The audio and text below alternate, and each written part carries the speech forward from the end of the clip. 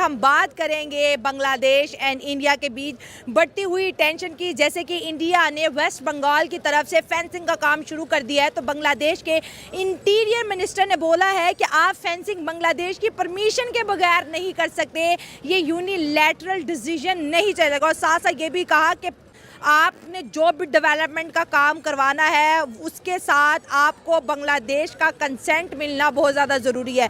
बांग्लादेश ने क्या किया, बांग्लादेश ने मौके पे चौका मारा और उन्होंने जी पाकिस्तान से short range ballistic missile Abdali की डिमांड कर दी है, जिसकी रेंज 400 किलोमीटर बताई जाती है।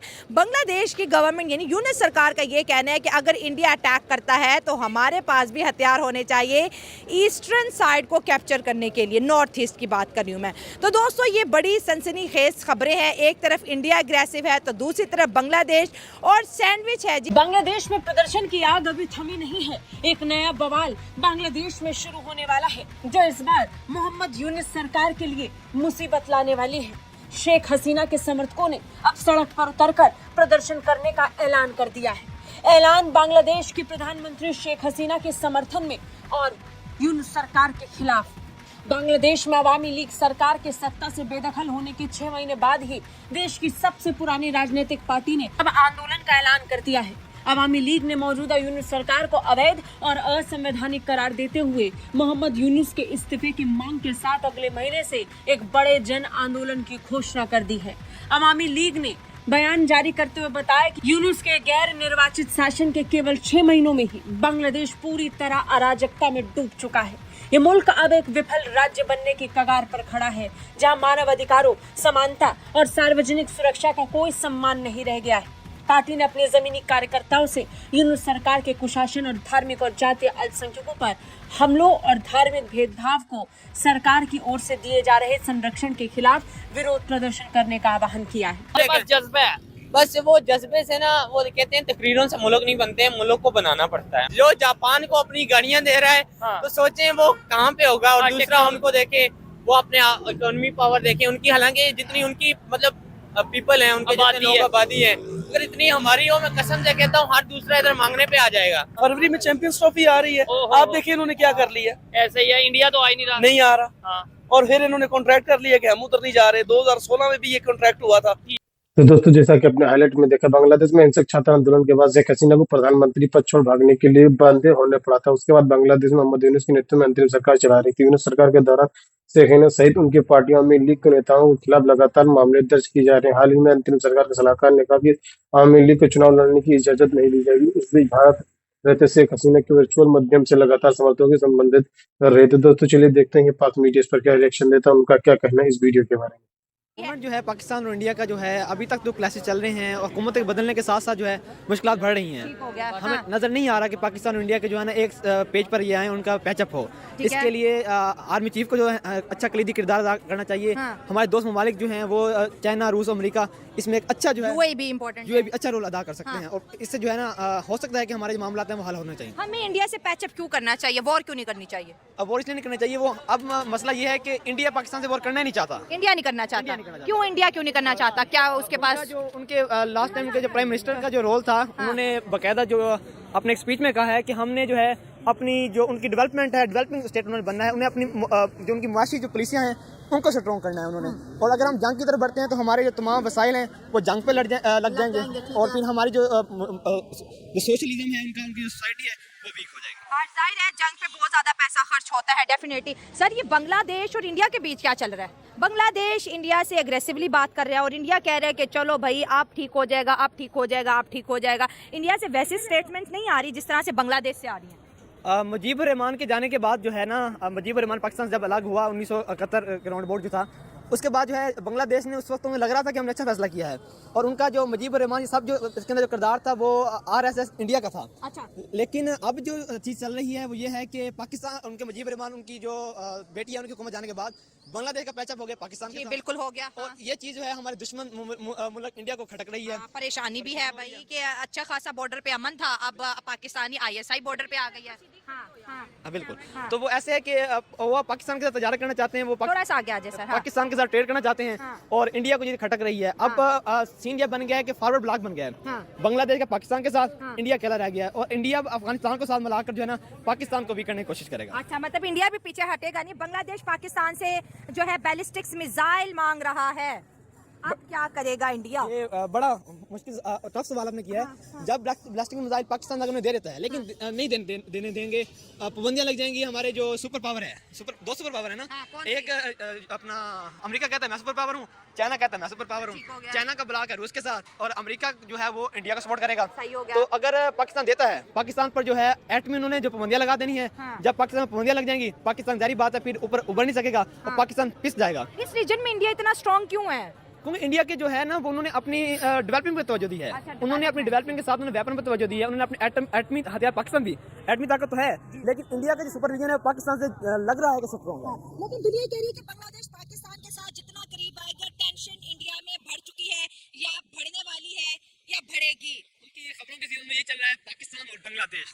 उनकी जो टॉप हेडलाइन है वो यही है कि पाकिस्तान क्या करेगा, पाकिस्तान देगा हथियार या नहीं देगा, उनका ये चल रहा है। लेकिन पाकिस्तान देगा नहीं, लेकिन पाकिस्तान उन्हें सपोर्ट जरूर करेगा, क्योंकि उनकी जो अभी लास्ट टाइम आर्मी चीफ के साथ मुलाकात हुई है, उनके चीफ की ISI Asim Malik army ISI के चीफ है। हाँ जी, उनके साथ उनकी मुलाकात हुई है। वो इसी प्लेटफॉर्म पर हुई है कि हम आपको सपोर्ट करेंगे, लेकिन आपको भी हमें ये छोटी देनी पड़ेगी कि आप आने वाले वक्त में हमारे साथ जो है ना, वो जैसे हमने अफगानिस्तान को सपोर्ट की थी, उनको हमने बना दिया, उनको हम उनके उनतर से जो ऑपरेशन हमने खत्म करवा दिए, लेकिन बाद में वो उन्होंने हमारे साथ गद्दारी की।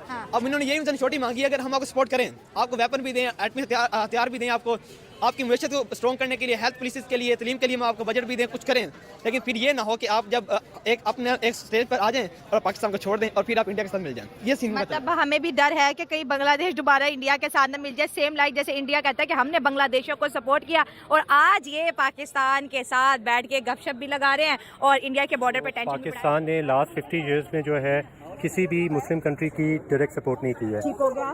चाहे हम बात करें अफ़गानिस्तान की, चाहे हम यमन की वॉर की बात करें जो कि which was against Saudi Arabia, चाहे हम कहीं और आप इंटरनेशनल फोरम पे भी जाके देख लें तो पाकिस्तान की जो है ना एग्जिस्टेंस नज़र नहीं आती। ठीक है। मुस्लिम कम्युनिटी के जो है ना बिहाफ पर। लेकिन हम कहते हैं हम तो मुस्लिम उम्मा की तरह हर मुस्लिम कंट्री का दर्द रखते हैं और हम सबसे बड़ी पावर है मुस्लिम वर्ल्ड की। आई थिंक लास्ट टाइम जो पाकिस्तान ने बड़ी ओपन सपोर्ट की थी ना मुस्लिम वर्ल्ड में, वो थी अरब इजराइल वॉर में, and that was back in 1967 और ये वॉर खत्म हुई थी 1973 में, विच इवेंचुअली जो है ना इजराइल वन, इजराइल ये जंग जीत गया था। ठीक हो गया। तो वो भी सारे ममालिक जो थे ना उसमें मिल के उन्होंने जो है ना वो अपना कंट्रीब्यूशन दिया था। पाकिस्तान की तरफ से जो हमारी फौज गई थी और हमारे जो है पायलट्स गए थे, ट्रेंड मिलिट्री जो वहाँ के जो क्राफ्ट थे उन्होंने वो उड़ाए थे।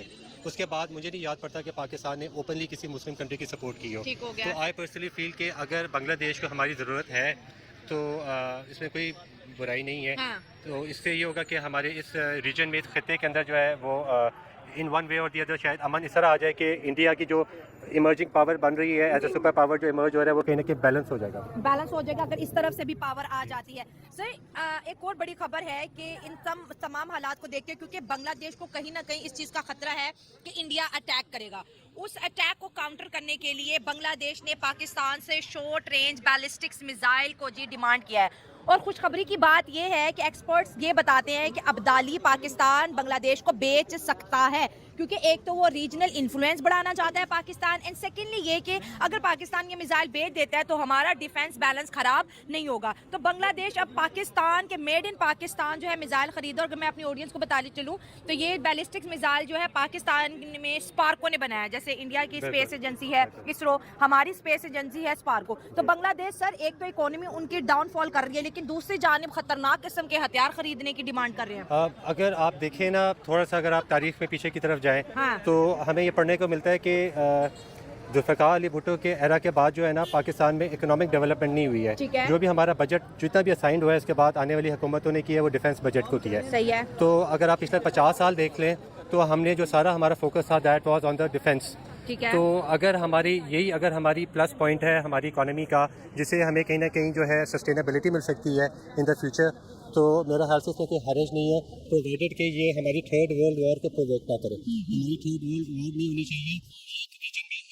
जो है वो नमाजें पढ़ने के लिए नहीं बना था। अच्छा, फिर किस लिए बना था? ना ही पाकिस्तान जो है वो इबादत करने के लिए बना, अच्छा ना ही मस्जिदें बनाने के लिए बना, ठीक है। क्योंकि ये सारा काम तो हिंदुस्तान में भी हो रहा था। हाँ उधर भी मस्जिदें अभी भी बन रही हैं, उधर नमाजें भी जो मुसलमान पढ़ रहे हैं। इबादत भी हो रही थी, ना दीन के काम के लिए बना था, क्योंकि दीन का काम वहाँ भी हो रहा था। अच्छा ठीक है।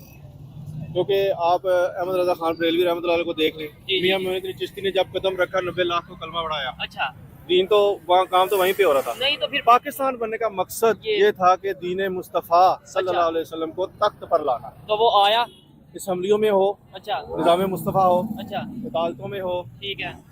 क्योंकि हर जो शोबा है पाकिस्तान का है उसमें दीन मुस्तफ़ा का हो। नफाज हो। ठीक है। तो पाकिस्तान तो इस काम के लिए बना था, ना तो नाच गानों के लिए बना था, ठीक है। ना ये भंगड़े डालने के लिए बना नहीं था। तो फिर जिस और मकसद के लिए बना था, आप जैसे कह रहे हैं, आपने बोला पाकिस्तान नमाजों के लिए नहीं था बना, पाकिस्तान तो ये सब काम इंडिया में हिंदुस्तान में हो रहा था, अभी भी हो रहा है। अभी तो भी फिर हो। हमें अलग होने की जरूरत क्या पेश आई? फिर सवाल तो ये बन जाता है ना। मैंने आपने आपको- बोला कि इस्लामी कानून आ जाता, तो वो आया।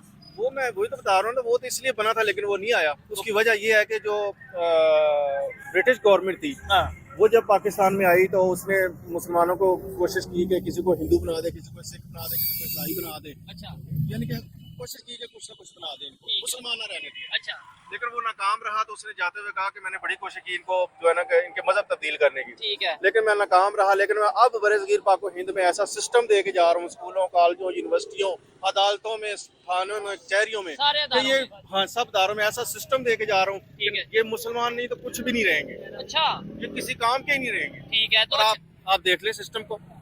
लेकिन वो सिर्फ जो अंग्रेज से, जैसे अगर आपकी बात मान भी ली जाए कि भाई उन्होंने मुसलमानों के लिए ऐसा सिस्टम बना दिया, तो क्या सिर्फ मुसलमानों से उन्हें गुस्सा था, हिंदुओं से कोई गुस्सा पूरे नहीं था? कि जो बरसगीर में, पूरे बरसगीर की मैं बात कर रहा नहीं हूँ, तो बरसगीर हिंदू- में कितने ममालिक है देख लें आप। ऐसे नहीं तो फिर इंडिया तो आगे जा रहा है, डेवलपमेंट की तरफ जा रहा है इंडिया। मतलब अगर उन्होंने साजिश अंग्रेजों ने की तो वो सिर्फ पाकिस्तान ही उस साजिश में क्यों आ गए? इंडिया कैसे नहीं आया? इंडिया कैसे समझ ये गया? आप सोचें, नहीं आप बताएं आप ना। सोचें, मैंने आपको बता दिया, इस पे सोचें, आप सर्च करें, ठीक है चले। आप सिस्टम को देखें क्या हो रहा है हमारे सिस्टम में। बिल्कुल बहुत सी ऐसी चीजें जो नहीं होनी चाहिए जो कि हो रही हैं। तो ठीक है। नहीं तो 1971 में हमें इससे ज्यादा मैं आप कुछ नहीं, मेरे पास इतनी नहीं है, क्योंकि मैं सारा दिन मजदूरी करके आया हूं, मुझसे इतना काम नहीं, बात नहीं चले होती। जाए हो या- सकता है मुझसे कोई गलत बात निकल जाए, ठीक है, या फिर शायद मेन बात ही है कि कोई गलत बात ना हो निकले। जाए- गलत नहीं मतलब हो कोई जाती ऐसी है। बात ना हो जाए जिससे आप मतलब डर रहे हैं। नहीं डरने की बात भी नहीं है, इस वक्त ये कि हो जाती है। मैंने जो बात आपको कहनी थी वो कह दिया, ये जो बातें मैंने आपको बताई हैं, इसको सोचें कभी तो है। आपको रास्ता मिल जाएगा, रास्ता मिल जाएगा। चले अगर आप चाहते हैं तो। नहीं बाकी- हम तो चाहते हैं कि पाकिस्तान के लोगों को रास्ता मिले, बेहतरीन ट्रैक पे आए, अच्छे रास्ते पे आए, पाकिस्तान की बेहतरी हो। इसलिए तो पब्लिक में आते हैं, पब्लिक को कुछ बताते हैं। गवर्नमेंट का कोई कसूर नहीं है, मेरे ख्याल से तो है कसूर। गवर्नमेंट का कोई कसूर नहीं है, ना फौज का कसूर है। कसूर है तो हमारा अपना सारा किया, कि पब्लिक हमें का। अपने अमलों का जो है ना वो हमें सजा मिल रही है, ठीक क्योंकि है। अल्लाह ताला ने फरमाया कि जो तुम करोगे वैसे तुम्हें बादशाह मिलेगा। अगर हम सही होंगे, नेक होंगे, तो हमें बादशाह भी नेक मुंतखब करेंगे। ठीक है। जैसे वहाँ वैसे हुक्मरान। चले अब एक और मजेदार बात, मैंने किसी सियासी पार्टी को आज दिन तक वोट नहीं दिया। आप कहेंगे ये क्या बात है? नहीं तो ये गलत बात नहीं है। गलत बात, हाँ क्यों गलत बात है? अच्छा। भाई जिनको कलमा ही नहीं सही पढ़ने आता, जिनको नमाज पढ़नी आती, कल अल्लाह ने कहना कि इसको वोट देते रहे हो तुम, जिसको मुझे ठीक पता ही नहीं था, कलमा भी नहीं पढ़ना लेकिन आता। फिर कल को ये भी तो सवाल होगा ना कि अगर किसी आपके यहाँ पाकिस्तान में, आपके कंट्री में लोगों को कलमा भी नहीं था पढ़ना आता, या लोग ईमानदारी से काम नहीं थे कर रहे, तो आपने उसके लिए क्या किया? ये सवाल भी तो होगा, क्योंकि होगा, इस्लाम में भी ये है कि जहाँ पे कुछ गलत हो रहा है उसके लिए उसके खिलाफ आप बोलो। तो फिर बोल रहे हैं, जहाँ जहाँ कोशिश करते हैं हम, हो सकता अपने है तौर पे जितना पॉसिबल जितना है हो वो सकता आप करते हैं, कर ये रहे आप बता तो नहीं सकते आप। हैं। चले ठीक है जी, अच्छा लगा आपसे बात करके। अस्सलाम वालेकुम, कैसे हैं भाईजान? मुझे ये बताएं क्या मौजूदा हालात क्या चल रहे हैं पाकिस्तान के, महंगाई को लेके या ओवरऑल? ओवरऑल बुरे हैं पूरे हैं। उसकी वजह और जिम्मेदार कौन है? ये हुकूमत, हुकूमत जिम्मेदार है। Establishment। लेकिन बहुत से लोग ये कह रहे हैं, जैसे अभी अंकल मौजूद थे, उन्होंने बोला कि हुकूमत जिम्मेदार नहीं, ना एस्टेब्लिशमेंट जिम्मेदार है, हम खुद जिम्मेदार हैं। अच्छा, हुकूमत जिम्मेदार है। मुझे बताएं, हमने 1947 से अंकल जी आप कह रहे थे हुकूमत जिम्मेदार नहीं है, लेकिन आवाम कह रही है हुकूमत जिम्मेदार है। अवाम जिम्मेदार है, हुकूमत नहीं है। मैं बार बार ये कहूँगा क्योंकि अल्लाह का हुक्म आपकी है, अपनी- अल्लाह का फैसला है, क्योंकि अवाम का कसूर है सारा, हुकूमत का कोई नहीं है। तो अवाम सही होगी तो नुमाइंदे सही मुंतखब करेगी, जब अवाम खुद सही नहीं होगी तो चोर चक्के डाकू ही आएंगे। ठीक है। हाँ, इनकी बात में कुछ दम है कि नहीं? नहीं, अवाम ने जिसको वोट दिया जब वो बंदा आया ही नहीं, है ही नहीं। तो फिर मतलब जब आपकी हुकूमत ही जाली है, करप्ट है, तो फिर ठीक है। मुझे बस ये बता दें, आप शॉपिंग के लिए आए, मुझे बस इतना सा बता दें कि 1947 से लेके आज तक हमने जो गलतियां की, हमने जो कह लें नाइंसाफियां कह लें, या कुछ हमसे हो गई, जैसे बांग्लादेश अलग हो गया, इस वजह से हमने उनसे सीखा क्या? कुछ भी नहीं सीखा। आज भी वही कर रहे हैं, आज भी बलोचिस्तान केपीके में वही सिचुएशन ही वही चल कर रही रहे है। हैं हाँ जी। तो फिर हम कल को कह देंगे इंडिया इन्वॉल्व हो गया या कोई क्योंकि 1947 से लेके आज तक फौज की हुकूमत है हमारे ऊपर। हाँ जी, इसलिए इसकी वजह ये है। और मतलब पॉलिटिशियंस की भी गवर्नमेंट आई है, डिक्टेटरशिप उनके पीछे वो थे। सुपर प्राइम मिनिस्टर था ना, वो एस्टैब्लिश। ठीक है, लेकिन अगर बांग्लादेश की बात करें, आपको नहीं लगता कि वो हमसे अलग हो गए, हमसे मतलब ये कि काफी हद तक बेहतर हो गए और उनके रिलेशन भी नेबर्स के साथ बेहतर हुए? अभी आजकल चाहे इंडिया से उतने बेहतर नहीं जा रहे, लेकिन अब इंडियन फोर्सेस, इंडिया की आर्मी यानी कि 16 दिसंबर को ढाका में भी गई है और वहां पे जाके उन्होंने जो उनसे 16 दिसंबर 1971 में विक्ट्री डे सेलिब्रेट किया, यानी बताया कि दोनों कंट्रीज की आर्मी आर्म फोर्सेस जो हैं वो आपस में साथ है, उनमें नफरत नहीं है, जबकि हमारी और इंडिया में तो नफरत पाई जा रही है। भाईजान, सारी बातों की एक ही वजह, जब आपके पास जमहूरियत नहीं है, डेमोक्रेसी नहीं हाँ है। जी, डेमोक्रेसी नहीं, आप कुछ भी नहीं कर सकते। दोस्तों, जैसा कि आपने वीडियो में देखा, प्रथम ओला की रिपोर्ट के अनुसार आवामी लीग 1 फरवरी बांग्लादेश की राजनीति सक्रिय रूप में पुनः प्रवेश कर रही है। 1 फरवरी से कार्यक्रम पर्चे वितरण करेंगे। यह कार्यक्रम 6 से 10 और 16 फरवरी को आयोजित किया जाएगा। इसके बाद 18 फरवरी को देशव्यापी की हड़ताल का आह्वान किया गया। हालांकि यूनुस सरकार ने इस पर कड़ी प्रतिक्रिया जताई। प्रेस सचिव शकीबुल आलम ने कहा कि जो कि भारत आवामी लीग के झंडे के साथ अवैध रूप से प्रदर्शन करेगा, उसे कानून के सामना करना पड़ेगा। बांग्लादेश में अशांति के हिस्सा पैदा करने की अवसर नहीं दिया जाएगा। हालांकि आवामी लीग दी गई इसी चेतावनी को गलत संख्या कर रही है। शफीकुल आलम ने सोशल मीडिया पर लिखा कि अंतरिम सरकार ने पदभार संभालने के बाद किसी भी वैध विरोध को प्रदर्शन को या प्रतिबंध नहीं लिया किया है। एक ही मात्र असर संगठन बनाने के स्वतंत्र में विश्वास करते हैं। बता दें कि हसीना की सरकार में पतन मोहम्मद यूनुस के नेतृत्व में अंतरिम सरकार का गठन तुरंत बाद आवामी लीग छात्र संगठन छात्र लीग पर प्रतिबंध लगा दिया था। हालांकि आवामी लीग अभी तक प्रतिबंध नहीं लगाया गया। तो दोस्तों, वीडियो कैसा लगा अपनी राय कमेंट बॉक्स में जरूर दें। वीडियो पसंद है तो लाइक और सब्सक्राइब करना ना भूलें।